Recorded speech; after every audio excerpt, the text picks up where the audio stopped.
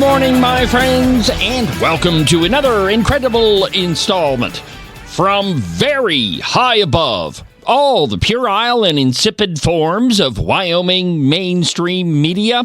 This is Cowboy State Politics. I, of course, am your illustrious host, David Iverson, firmly ensconced behind the silver Cowboy State Politics microphone and broadcasting to you from the base of the Bighorns at the Cowboy State Politics studio in Sheridan, Wyoming. Good morning, my friends, and welcome to the program. Happy Monday. Over the weekend, the lovely Christine and I traveled to Cheyenne to meet the 115th Field Artillery Brigade as they returned home from their deployment in Jordan. A good friend of ours was deployed with them, and so we went down to Cheyenne to pick her up. Hopefully, we'll have a discussion with her on the program at some point, once she's had time to settle in and things return to normal a little bit. But I'll let you know when we're going to do that. Tomorrow on the live program, I'm going to show you a gift that was brought back all the way from Jordan to give to Cowboy State Politics. It's pretty cool, but watch tomorrow's live show and you'll be able to see the newest addition to the Cowboy State Politics studio. It never fails. Just when you think that some of these redcoats have forgotten how to use a keyboard, they pop their pointed little heads back up. It's more wishful thinking on my part than anything else. I never really believe that people like Susan Stubson or Pinocchio Joe McGinley will ever really go away. We all just wish they would. Now, when Susan Stubson isn't calling 73% of the state Christian nationalists in the pages of the New York Times, she evidently spends the rest of her time taking politicians out of context. It's true. And I don't really think that anybody is all that surprised by this. This time around, she's taken exception with some comments from U.S. Senator Cynthia Lummis concerning the First Amendment. I'm sure, had the senator had it to do all over again, she would have been a little bit more careful in her offhanded comment to online outlet Semaphore. First, I didn't even know that those people existed until they published the comments by Senator Lummis. But, as I know from firsthand experience, there's nothing like stirring up a little controversy to get your name out there. And they most certainly did that. In the wake of Charlie Kirk's assassination and Jimmy Kimmel's brief yet totally deserved vacation from the always broadcasting communism network's airwaves, there's been no shortage of material to talk about. And much of it concerns the First Amendment. As it relates to Susan Stubson, I sincerely hope that she doesn't stop taking advantage of it. Before we talk about her most recent contribution to the world of political drivel, it's worth looking at some of the things that she's written before. In 2023, she penned a screed in the New York Times entitled, "What Christian Nationalism Has Done to My State and My Faith is a Sin." Though it might be a bit of a stretch, we could probably point to a couple of other sins committed in even writing this piece of garbage. Anyway, here's one of my favorite parts of this thing.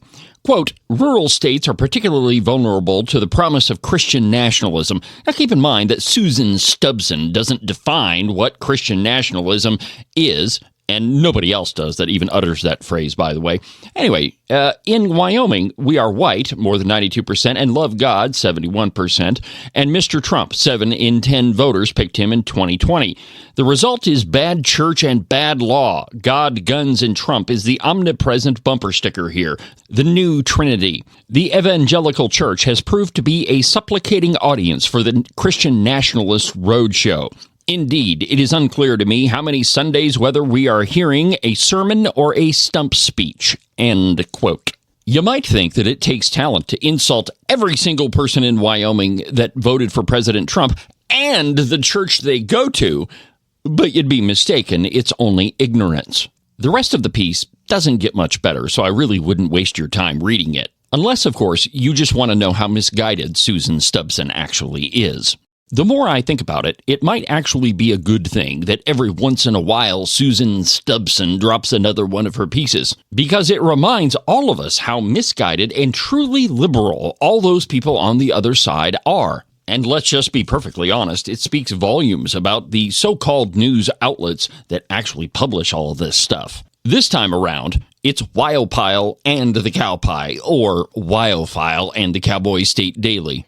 In the Cowpie, The piece is entitled, Senator Lummis's Statements Were Irresponsible and Dangerous. And then the excerpt at the top says, and I love this part, quote, guest columnist Susan Stubson writes, Lummis's statements were a knee-jerk response to a lightning-charged environment, one which gave license to the idea that we can restrict language just because we don't like it.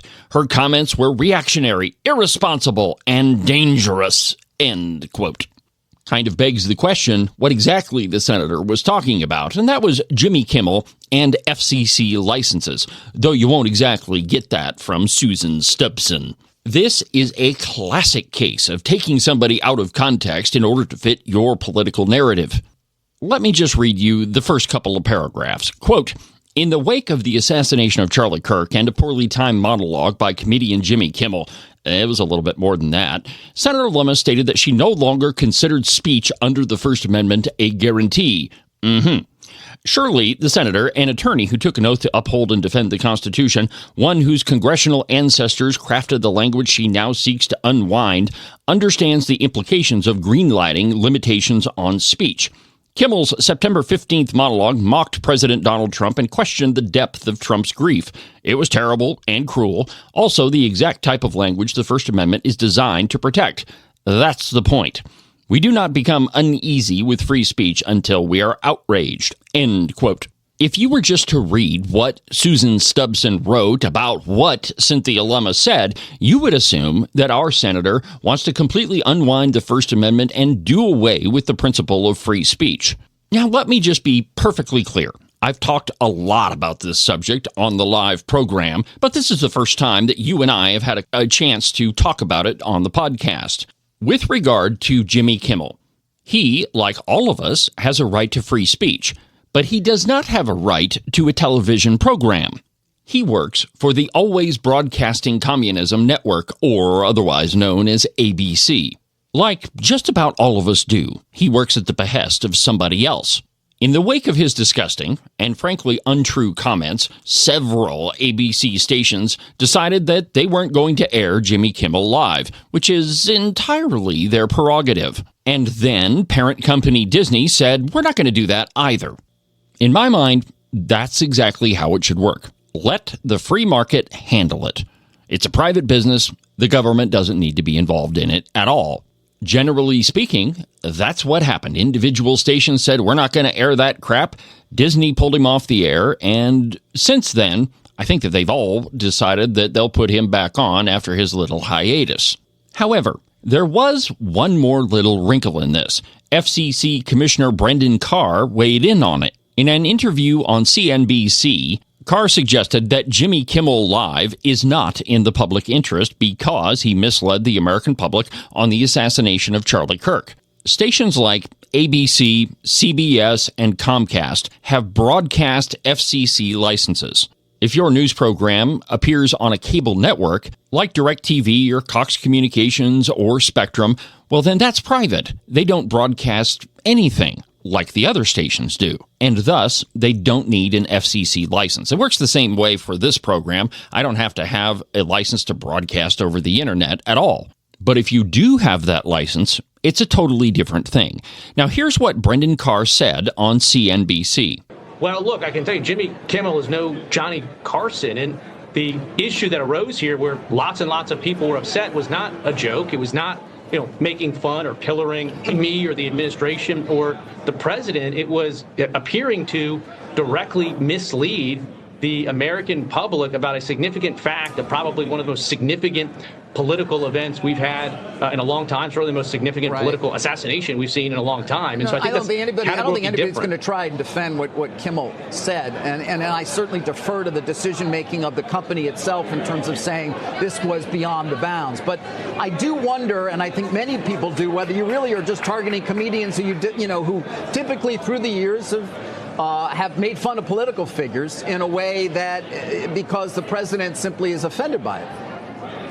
No. Look, again, broadcast TV is different. We're on a cable show right now. You don't have an FCC license. You don't have an obligation to serve the public interest. Podcasts don't either. Stand-up comedians, whether they're on lots of forms of communications, don't. And Kimmel is free to do that. But if you have a broadcast TV license, that means that you have something that very few people have.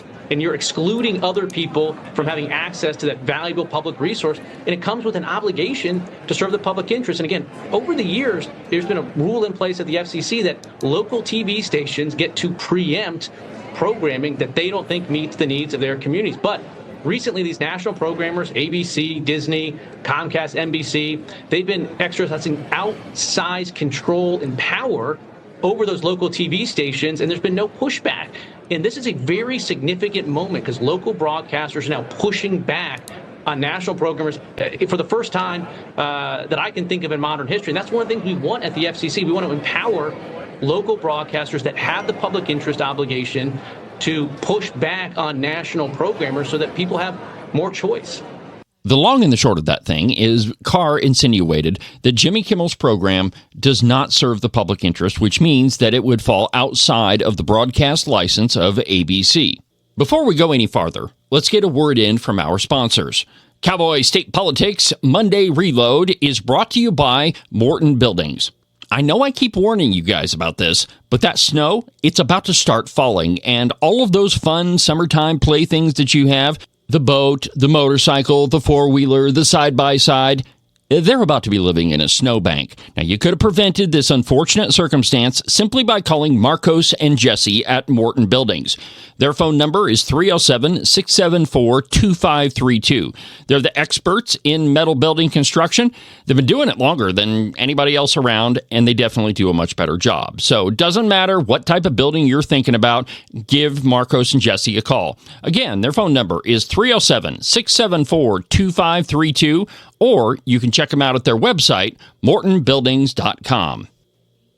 Today's program is also brought to you by Rebecca Bextel at eXp Realty. If you're thinking of buying or selling a piece of property, you need a real estate agent that you can trust. And that agent is Rebecca Bextel at eXp Realty. She sold almost $30 million worth of property last year, and she's got her fingers in the real estate market all across the state of Wyoming. So whether you're buying or selling a house or a big giant ranch, Rebecca is the person you need to call. Her phone number is 307-699-3519. 307-699-3519. Make sure that you subscribe and follow the program. That way you can be notified every single time there's a brand new episode of Cowboy State Politics. You can do that from the website, cowboystatepolitics.com, or anywhere that you get your podcasts. And now, back to the program.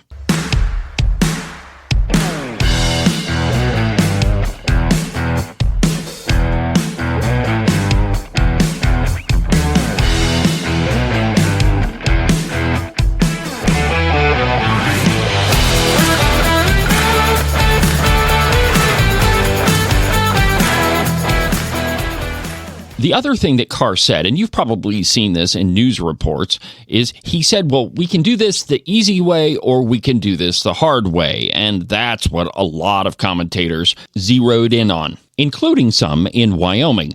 But here's what Brendan Carr said on that podcast appearance. When you look at the conduct that has taken place by Jimmy Kimmel, it appears to be some of the sickest conduct possible. Frankly, when you see stuff like this, I mean, look, we can do this the easy way or the hard way. These companies can find ways to change conduct, to take action, frankly, on Kimmel, or, there's going to be additional work for the FCC ahead. A very reasonable, minimal step that can be taken. I mean, obviously, look, there's calls for Kimmel to be fired. I think, you could certainly see a path forward for suspension over this. And again, the FCC is going to have remedies that we could look at.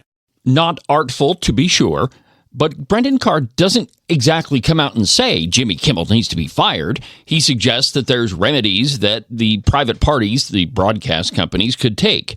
And then he says there are remedies the FCC could work on.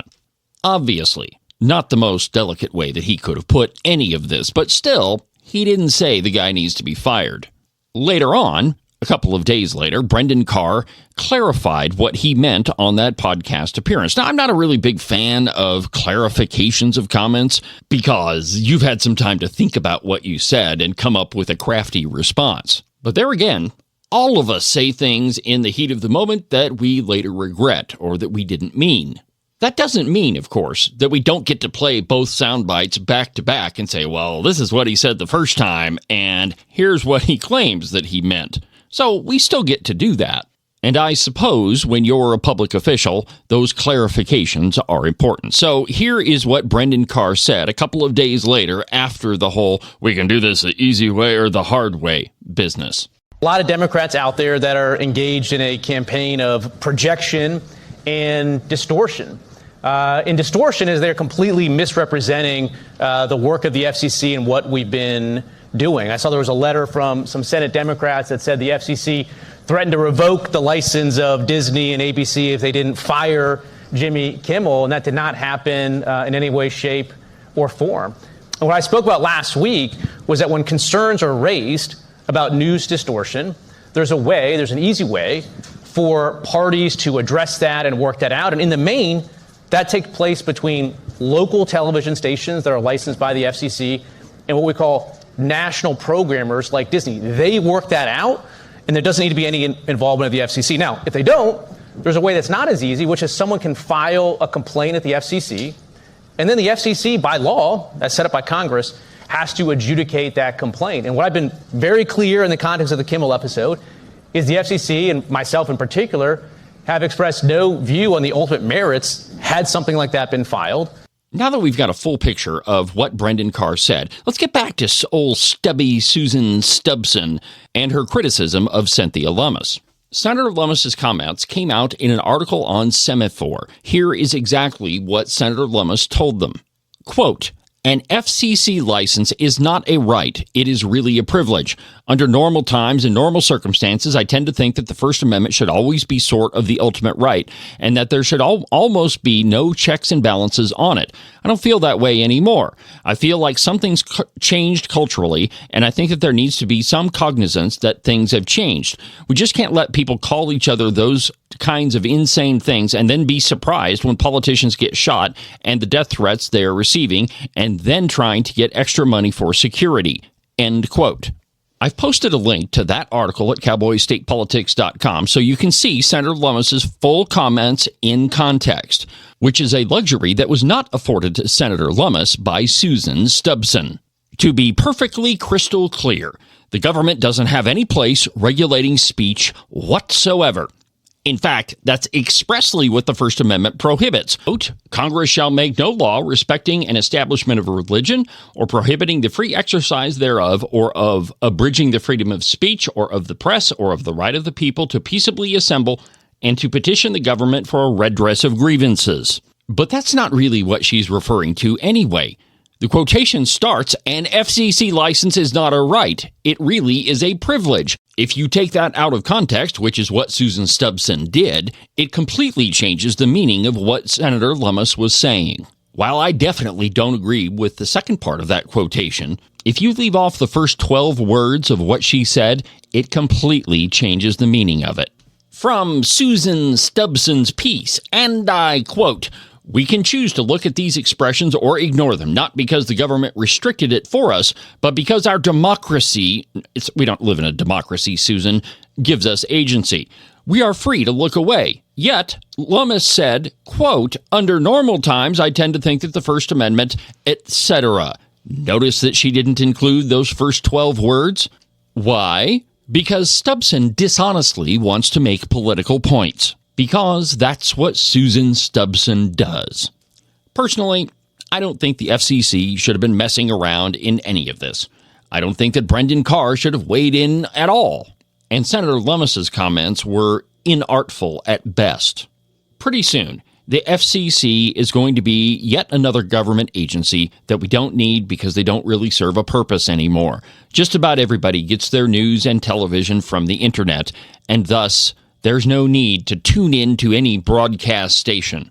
Eventually, if enough people stop watching Jimmy Kimmel, then Disney and all of the other television broadcast stations will get rid of him on their own, without politicians and appointees stepping on their own tongues while it's happening. And as for Susan Stubson, stop writing dishonest pieces. Maybe if you told the truth in what you're writing, more people would read it. Well, that'll do it for today's installment of the program. Have a good week, and we'll talk again on Wednesday. But for now, from the base of the Bighorns at the Cowboy State Politics Studio, I'm David Iverson, and this is the one and only Cowboy State Politics.